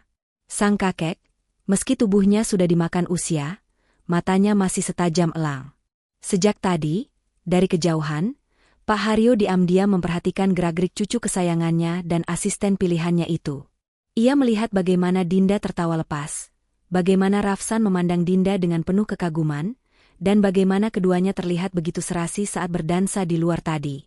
Senyum penuh arti tersungging di bibir keriput Pak Haryo. "Dinda, duduk sini sebentar di samping kakek," panggil Pak Haryo sambil menepuk kursi kosong di sebelahnya. Rafsan dengan sopan mundur beberapa langkah, berdiri tegap di belakang mereka, memberikan ruang privasi bagi keluarga itu. Pak Haryo menatap wajah cucunya lekat-lekat. "Kamu terlihat bahagia malam ini, Din. Kakek sudah lama sekali tidak melihat binar mata seperti itu di wajahmu sejak orang tuamu meninggal," ucap Pak Haryo lembut, membuat Dinda tertegun. "Ah, masa sih, Kek? Biasa saja kok. Mungkin efek lampunya terlalu terang." Elak Dinda salah tingkah, mencoba menutupi rona merah di pipinya. Pak Haryo terkekeh pelan, lalu merendahkan suaranya agar hanya Dinda yang bisa mendengar. "Jangan bohongi orang tua, Din. Kakek ini sudah makan asam garam kehidupan. Kakek tahu mana tatapan bos ke bawahan, dan mana tatapan wanita yang sedang jatuh cinta." Dinda membelalakan matanya, hendak protes, namun Pak Haryo segera mengangkat tangan, memotong sangkalan cucunya. "Dengar kakek, Din. Kakek sudah tua. Waktu kakek mungkin tidak lama lagi. Kakek tidak butuh menantu yang kaya raya, karena harta kita sudah cukup untuk 7 turunan. Yang kakek butuhkan adalah seseorang yang bisa menjagamu dengan nyawanya, seseorang yang tulus mencintaimu apa adanya, bukan karena jabatanmu." Pak Haryo melirik sekilas ke arah Rafsan yang sedang sigap mengambilkan minuman untuk tamu lain. Rafsan itu ibarat berlian kasar yang belum diasah. Luarnya mungkin terlihat biasa, penuh tanah dan debu jalanan. Tapi dalamnya, dia itu permata yang sangat langka, Din. Kejujurannya, kesopanannya, dan cara dia memperlakukan ibunya itu mahal harganya. Laki-laki seperti dia itu stok terakhir di dunia ini. Dinda terdiam, meresapi setiap kata kakeknya. Hatinya bergetar membenarkan semua itu. "Jadi, kakek setuju?" tanya Dinda pelan, nyaris berbisik. Pak Haryo tersenyum lebar, menepuk punggung tangan Dinda. "Sangat setuju. Tapi ingat pesan kakek, jangan terlalu lama main tarik ulur. Gengsimu itu turunkan sedikit. Laki-laki sebaik Rafsan itu kalau kamu lepas, antreannya panjang. Jangan sampai diambil orang, nanti kamu nangis Bombay di pojokan." Mendengar restu dan godaan kakeknya, Dinda tersipu malu. Ia menoleh ke belakang, menatap Rafsan yang kebetulan juga sedang menatapnya. Senyum Dinda merekah, kali ini tanpa keraguan. Kode keras dari Pak Haryo malam itu menjadi lampu hijau yang selama ini ia tunggu-tunggu untuk melangkah lebih jauh. Setelah malam pesta yang penuh makna itu, hubungan antara Dinda dan Rafsan memasuki babak baru yang jauh lebih berwarna, namun juga penuh tantangan. Mereka sepakat untuk tidak mempublikasikan hubungan mereka terlebih dahulu di lingkungan kantor. Dinda ingin menjaga profesionalitasnya sebagai pemimpin, dan Rafsan tidak ingin ada anggapan miring bahwa ia memanfaatkan jabatan Dinda. Jadilah mereka pasangan kekasih yang menjalin asmara secara diam-diam, atau istilah populernya, Backstreet. Hari-hari di kantor Hario Group kini terasa jauh lebih mendebarkan bagi keduanya. Di permukaan, mereka tetaplah atasan yang galak dan asisten yang patuh. Namun, di balik pintu tertutup atau di sela-sela tumpukan dokumen, ada kode-kode cinta yang hanya mereka berdua yang mengerti. Suatu siang, saat rapat direksi sedang berlangsung alot membahas penurunan omzet triwulan, suasana ruangan begitu tegang. Para manajer saling menyalahkan, membuat kepala Dinda pening. Wajahnya sudah menekuk masam, siap meledakkan amarah. Tiba-tiba, Dinda merasakan sesuatu menyentuh ujung sepatu hak tingginya di bawah meja konferensi yang panjang. Itu adalah kaki Rafsan yang duduk di seberangnya. Sentuhan itu pelan, hanya sekadar gesekan lembut yang memberi sinyal ketenangan. Dinda mendongak sedikit, matanya bertemu dengan mata Rafsan yang menatapnya teduh sambil mengangguk samar, seolah berkata, "Sabar, ibu pasti bisa." Seketika, emosi Dinda mereda. Ia menarik napas panjang dan kembali memimpin rapat dengan kepala dingin, membuat para direksi kagum dengan ketenangan emosinya yang tiba-tiba. Keseruan hubungan rahasia mereka tidak berhenti di situ. Rafsan punya cara unik untuk menyemangati Dinda.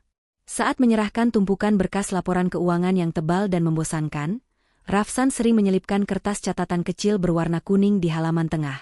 Dinda yang sedang serius membaca laporan dengan kening berkerut, tiba-tiba harus menahan senyum mati-matian saat menemukan catatan tulisan tangan Rafsan yang jelek tapi manis. "Jangan cemberut terus Bu Bos, nanti cantiknya luntur. Kalau pusing, lihat ke arah jam 9. Ada asisten ganteng sedang memperhatikan." Dinda melirik ke arah meja Rafsan, arah jam 9, dan benar saja, Rafsan sedang pura-pura sibuk mengetik padahal matanya melirik jahil ke arah Dinda. Dinda buru-buru menutup wajahnya dengan map agar staf lain tidak melihat wajahnya yang memerah seperti kepiting rebus. Momen paling mendebarkan biasanya terjadi di pantry atau dapur kantor. Saat Dinda sedang membuat teh dan Rafsan masuk mengambil air, mereka memanfaatkan waktu beberapa detik itu untuk sekadar bergandengan tangan singkat atau merapikan dasi. "Nanti pulang bareng kan? Aku mau makan soto buatan ibu kamu lagi," bisik Dinda cepat sambil celingukan memastikan tidak ada orang. "Siap. Nanti ibu nunggu di mobil ya, biar saya yang nyetir," jawab Rafsan sambil mengedipkan sebelah matanya. Namun, begitu terdengar suara langkah kaki karyawan lain mendekat, mereka langsung melompat menjauh. Dinda pura-pura mengaduk teh dengan elegan, dan Rafsan sibuk mencuci gelas dengan wajah super serius. Adrenalin dari hubungan sembunyi-sembunyi ini justru membuat cinta mereka semakin kuat dan hangat setiap harinya, mengubah rutinitas kantor yang membosankan menjadi petualangan romantis yang menggemaskan. Langit Jakarta siang itu tampak kelabu, seolah turut merasakan ketegangan yang sedang terjadi di markas besar Hario Group. Suasana damai kantor mendadak pecah oleh suara gemuruh ribuan massa. Halaman depan gedung pencakar langit itu telah dikepung oleh ribuan buruh pabrik dari cabang Cikarang yang datang menuntut keadilan. Spanduk-spanduk bertuliskan, "Tolak PHK sepihak," dan teriakan-teriakan kemarahan membahana, membuat kaca-kaca lobi bergetar.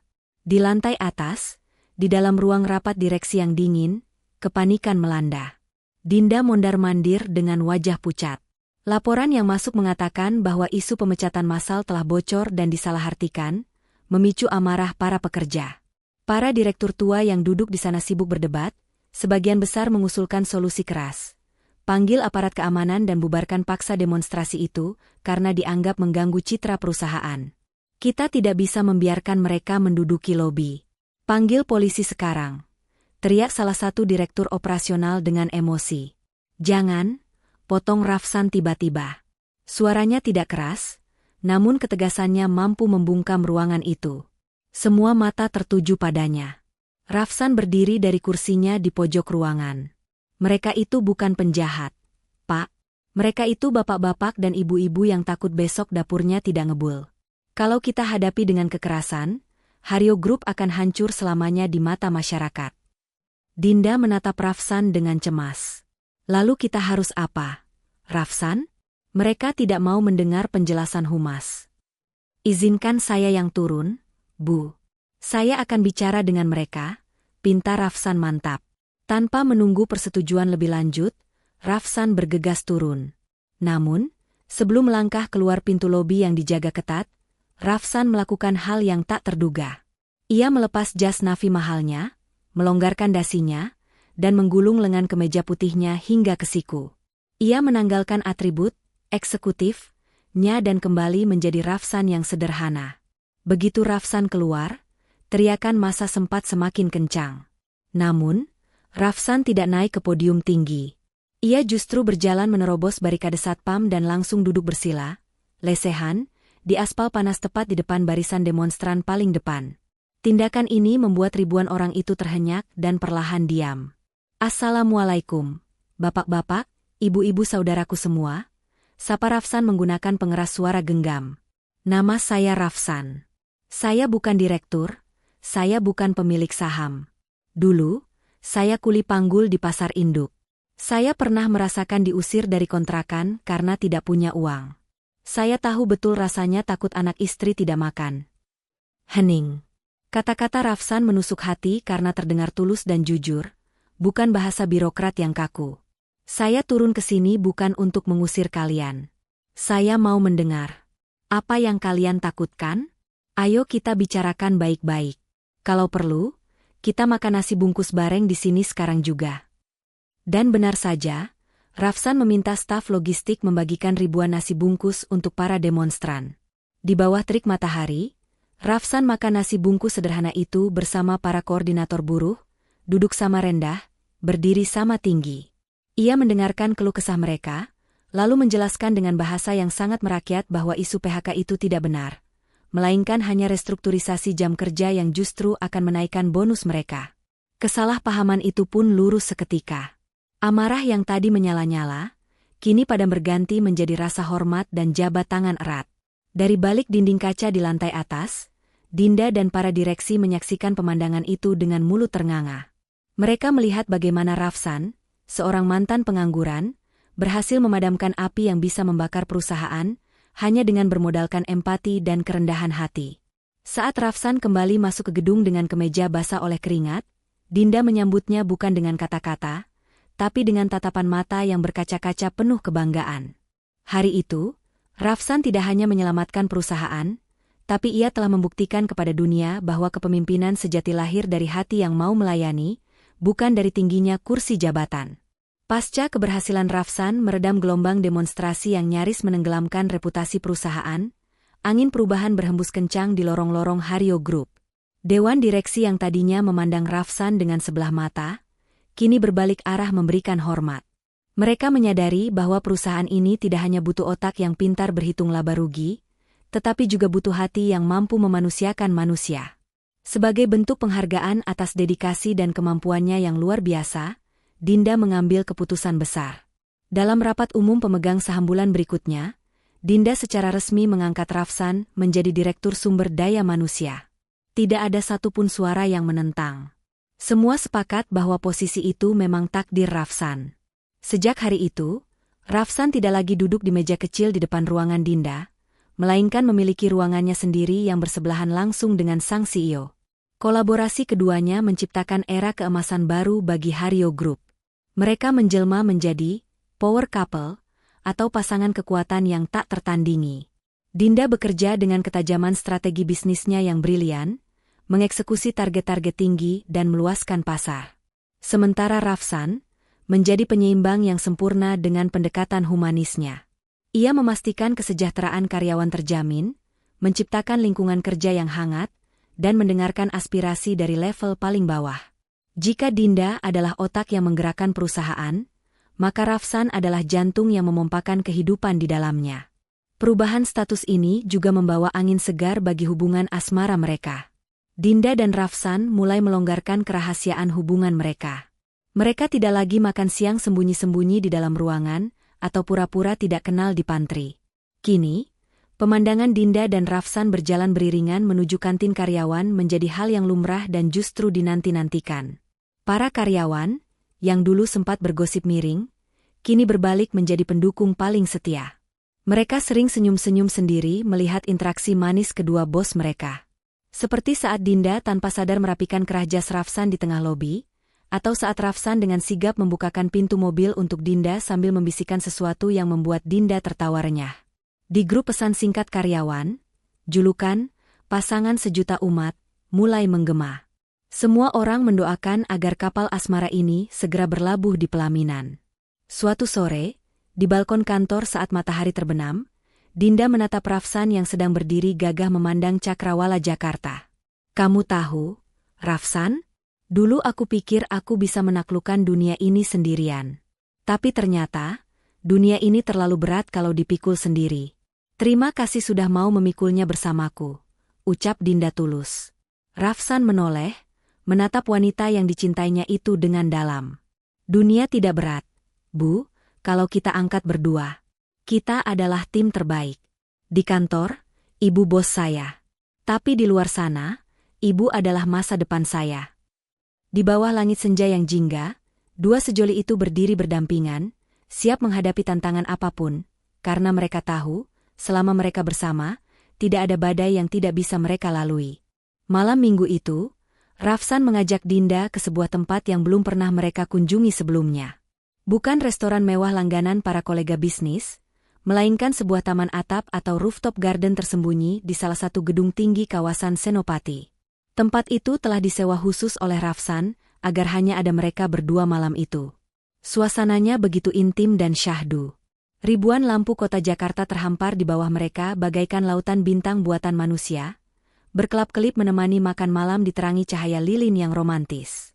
Dinda tampak begitu anggun dengan gaun malam sederhana berwarna merah marun, sementara Rafsan terlihat gagah dengan kemeja putih bersih yang lengan panjangnya digulung santai. Setelah menghabiskan hidangan penutup, Rafsan bangkit dari kursinya dan mengulurkan tangan, mengajak Dinda berdiri di tepi pagar kaca pembatas gedung. Angin malam yang sejuk menerpa wajah mereka, membawa aroma bunga melati yang ditanam di sekeliling taman. Rafsan menggenggam kedua tangan Dinda, menatap manik mata wanita itu dalam-dalam. Ada getaran gugup yang ia rasakan, namun tekad di matanya jauh lebih besar. "Din," panggil Rafsan dengan suara yang sedikit parau namun lembut. "Dulu, aku hanya bisa melihat cahaya lampu gedung-gedung tinggi ini dari bawah, dari gang sempit rumahku.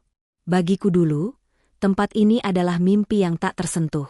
Tapi sejak bertemu kamu, aku sadar satu hal. Mimpi terindahku bukan tentang berada di puncak gedung ini, tapi tentang siapa yang berdiri di sampingku saat aku sampai di sini." Dinda terdiam, matanya mulai berkaca-kaca merasakan keseriusan dalam nada bicara Rafsan. Jantungnya berdegup kencang, menanti apa yang akan terjadi selanjutnya. Rafsan menarik napas panjang, lalu perlahan merendahkan tubuhnya. Ia berlutut dengan satu kaki di hadapan Dinda. Dari saku celananya, ia mengeluarkan sebuah kotak bludru kecil berwarna biru tua. Saat kotak itu dibuka, sebuah cincin emas putih dengan berlian soliter yang sederhana namun berkilau indah tampak menyapa Dinda. Cincin itu tidak berlebihan, sangat pas menggambarkan cinta mereka yang tulus dan tidak neko-neko. "Dinda, kamu adalah wanita hebat yang mengajarkanku bahwa cinta itu bukan tentang kesempurnaan, tapi tentang saling melengkapi. Aku tidak bisa menjanjikan hidup yang selalu mulus tanpa masalah. Tapi aku berjanji akan selalu ada untuk menggenggam tanganmu di setiap tanjakan dan turunan kehidupan kita. Aku ingin menjadi orang pertama yang melihat wajahmu saat bangun tidur dan orang terakhir yang kau lihat sebelum terlelap." Rafsan menatap Dinda penuh harap. "Dinda, maukah kamu menua bersamaku? Maukah kamu menikah denganku?" Air mata bahagia tak lagi bisa dibendung oleh Dinda. Ia menutup mulutnya dengan tangan, berusaha menahan isak tangis haru. Pertahanan dirinya sebagai wanita besi runtuh seketika di hadapan ketulusan pria ini. Tanpa ragu, Dinda mengangguk mantap berkali-kali. "Ya, Rafsan, aku mau. Aku mau banget menua sama kamu," jawab Dinda diselingi tawa bahagia dan air mata.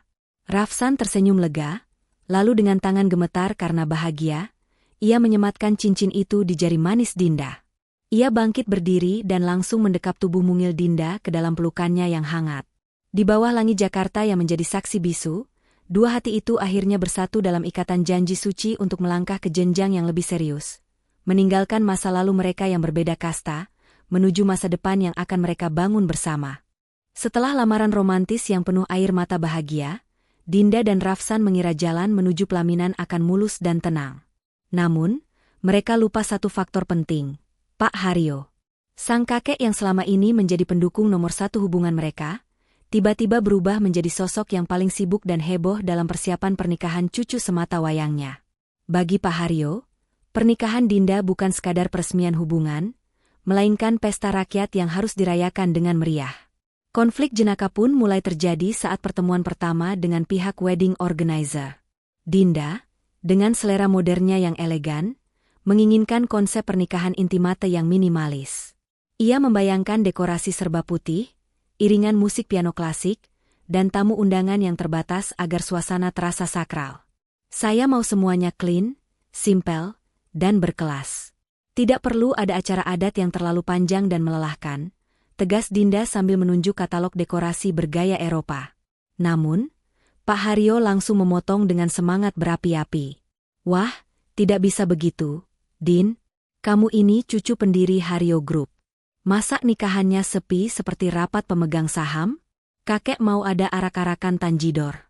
Harus ada palang pintu yang pantunnya lucu-lucu, terus ada sepasang ondel-ondel raksasa di depan pintu masuk biar meriah. Kalau perlu, kita pasang petasan rentet sepanjang 1 kilometer. Dinda memijat keningnya yang mendadak pening.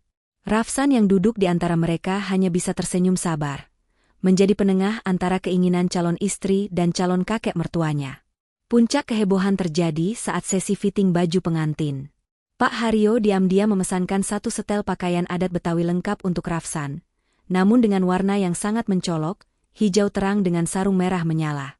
Saat Rafsan keluar dari kamar ganti mengenakan pakaian yang sedikit kebesaran itu, lengkap dengan peci miring ala Jawara kampung, Dinda yang tadinya sedang stres berat langsung meledak tawanya.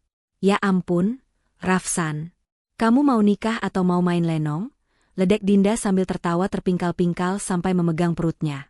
Melihat Dinda tertawa lepas, Rafsan bukannya tersinggung, malah ikut berpose kocak, memasang wajah garang yang dibuat-buat. Siap menjaga Neng Dinda dari gangguan buaya darat. Seru Rafsan, yang membuat Pak Haryo ikut tertawa terbahak-bahak sambil menepuk-nepuk pahanya. Di tengah tawa itu, Rafsan mengambil kesempatan untuk menengahi. Ia merangkul bahu Pak Haryo dan memegang tangan Dinda. Kek, Din, bagaimana kalau kita gabungkan saja? Kita pakai adat palang pintu dan tanjidor saat penyambutan pengantin pria supaya meriah keinginan kakek terpenuhi. Tapi begitu masuk ke dalam gedung untuk resepsi, kita pakai konsep elegan dan minimalis keinginan Dinda. Jadi luarnya pesta rakyat, dalamnya pesta ratu. Bagaimana? Saran cerdas Rafsan itu bagaikan air dingin yang menyiram api perdebatan. Pak Haryo mengangguk setuju, dan Dinda pun tersenyum lega. Akhirnya, persiapan pernikahan yang rusuh itu justru menjadi momen yang mendekatkan mereka bertiga, menyatukan 2 generasi dan 2 selera dalam satu ikatan tawa yang hangat. Hari kebahagiaan itu akhirnya tiba. Ballroom Hotel Bintang 5 yang biasanya terkesan kaku, hari ini berubah menjadi lautan emosi yang mengharu biru. Sesuai kesepakatan, prosesi akad nikah digelar dengan nuansa putih yang sakral dan hikmat. Rafsan tampil begitu gagah dengan beskap putih gading, aura kepemimpinannya memancar kuat, namun matanya tetap menyiratkan kerendahan hati yang sama seperti saat pertama kali ia menginjakan kaki di kantor Haryo Group. Di sampingnya, Dinda duduk dengan anggun, kecantikannya hari itu seolah mampu meredupkan kilau lampu kristal di langit-langit ruangan. Momen yang paling mendebarkan pun terjadi. Tangan Rafsan menjabat erat tangan penghulu. Suasana hening seketika. Ribuan tamu menahan napas. Dengan satu tarikan napas yang mantap dan suara yang lantang tanpa keraguan sedikitpun, Rafsan mengucapkan kalimat ijab kabul yang menggetarkan hati. Saya terima nikah dan kawinnya Adinda Putri Haryo binti almarhum Bapak Haryo, dengan mas kawin tersebut dibayar tunai. Kata, sah, yang menggema dari para saksi menjadi penanda babak baru hidup mereka. Namun, puncak dari segala emosi hari itu bukanlah saat cincin disematkan, melainkan saat prosesi sungkeman. Rafsan perlahan berjalan menuju kursi di mana ibunya duduk. Wanita paruh baya yang membesarkannya dengan penuh perjuangan itu tak kuasa membendung air matanya. Rafsan bersimpuh, menundukkan kepalanya dalam-dalam hingga mencium kaki ibunya. Bahu Rafsan berguncang, menumpahkan segala rasa bakti dan syukurnya. Ibu Rafsan mengusap kepala putranya dengan tangan yang gemetar. Ibu Ridho, nak, Ibu Ridho dunia akhirat. Kamu sudah jadi laki-laki hebat yang membanggakan ibu. Jadilah imam yang amanah, sayangi istrimu seperti kamu menyayangi ibu. Doa ibu akan selalu menjadi payung dalam rumah tanggamu. Tangis haru pecah di seluruh ruangan. Tamu-tamu undangan, bahkan para pejabat tinggi yang hadir, terlihat menyeka sudut mata mereka. Tak jauh dari sana, Pak Haryo duduk di kursi rodanya dengan mata berkaca-kaca. Saat Dinda dan Rafsan beralih bersimpuh di hadapannya, pertahanan kakek tua itu runtuh. Ia tidak hanya membiarkan mereka mencium tangannya, tapi ia menarik kedua cucunya itu ke dalam pelukan erat.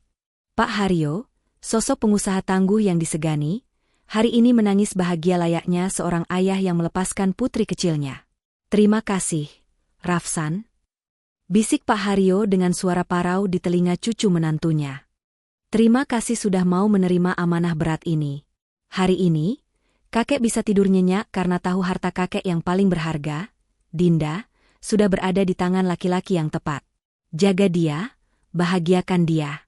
Dan kamu Dinda, hormati suamimu. Surga kamu sekarang ada padanya." Pemandangan dua keluarga dari latar belakang yang berbeda itu, sang ibu dari gang sempit dan sang kakek dari Menara Gading, saling berpelukan dan menangis bahagia, menjadi simbol terindah hari itu. Pernikahan ini bukan sekadar penyatuan dua insan, melainkan bukti bahwa ketulusan hati mampu meruntuhkan tembok perbedaan kasta dan menyatukan dua dunia dalam ikatan cinta yang suci.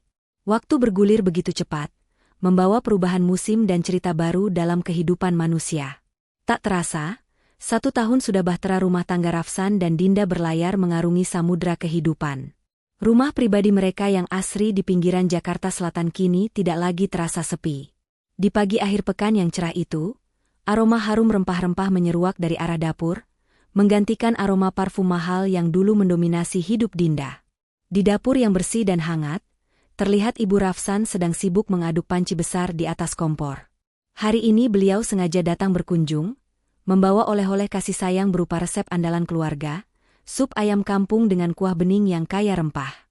Rafsan, sang direktur HRD yang disegani di kantor, pagi ini kembali menjadi anak berbakti yang patuh, sibuk membantu mengiris daun bawang dan menyiapkan mangkuk di meja makan. Tak lama kemudian, Dinda turun dari lantai atas. Penampilannya kini sedikit berbeda, namun justru memancarkan aura kecantikan yang jauh lebih keibuan. Perutnya sudah terlihat membuncit, membawa calon penerus keluarga yang dinanti-nanti. Dinda yang sedang hamil muda seringkali merasa mual dan kehilangan nafsu makan, namun keajaiban terjadi setiap kali ibu mertuanya memasak. Dengan langkah manja, Dinda menghampiri ibu mertuanya yang sedang mencicipi kuah sup. Tanpa ragu, Dinda memeluk Ibu Rafsan dari samping, menyandarkan kepalanya di bahu wanita parubaya itu dengan nyaman. "Ibu, wanginya enak sekali. Aneh deh, kalau koki restoran bintang 5 yang masak, Dinda malah mual. Tapi kalau ibu yang masak sup ayam kampung begini, perut Dinda rasanya langsung tenang, si dedek bayi juga ikutan nendang-nendang senang," ucap Dinda dengan nada manja yang membuat siapapun yang mendengarnya tersenyum. Ibu Rafsan terkekeh pelan sambil mengelus lengan menantunya dengan sayang. "Itu karena ibu masaknya pakai bumbu cinta. Nak, ya sudah, ayo duduk, supnya sudah matang. Harus makan yang banyak biar cucu ibu sehat." Di meja makan, Pak Haryo yang kini tampak lebih segar dan sehat, sudah duduk menunggu sambil membaca koran pagi.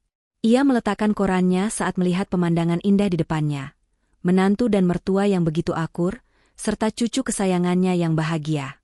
Rafsan datang membawa mangkuk sup yang masih mengepul panas, melayani istri dan kakeknya dengan telaten. Mereka pun makan bersama diiringi canda tawa hangat. Tidak ada pembicaraan berat soal saham atau target perusahaan, yang ada hanyalah obrolan ringan tentang nama bayi dan rencana piknik keluarga. Di sela-sela suapan makannya, Rafsan menatap wajah-wajah orang yang dicintainya itu satu persatu. Hatinya membuncah oleh rasa syukur. Siapa yang menyangka? Sebotol air mineral dan sepotong roti yang ia berikan dengan ikhlas di halte bus setahun lalu, ternyata adalah kunci yang dibukakan Tuhan untuk menuju kebahagiaan sejati ini. Kisah Rafsan dan Dinda mengajarkan kita satu hal, bahwa kebaikan sekecil apapun tidak akan pernah sia-sia. Tuhan selalu punya cara yang indah untuk membalas hati yang tulus, seringkali dengan cara yang tak pernah kita duga sebelumnya. Terima kasih sudah mengikuti kisah perjalanan cinta Rafsan dan Dinda dari awal hingga akhir. Semoga kisah ini bisa menjadi inspirasi bagi kita semua untuk selalu berbuat baik dan percaya pada rencana indah Tuhan. Sampai jumpa di cerita inspiratif berikutnya. hanya di channel Ken Arok Productions. Jangan lupa like, komen, dan subscribe ya. Salam bahagia.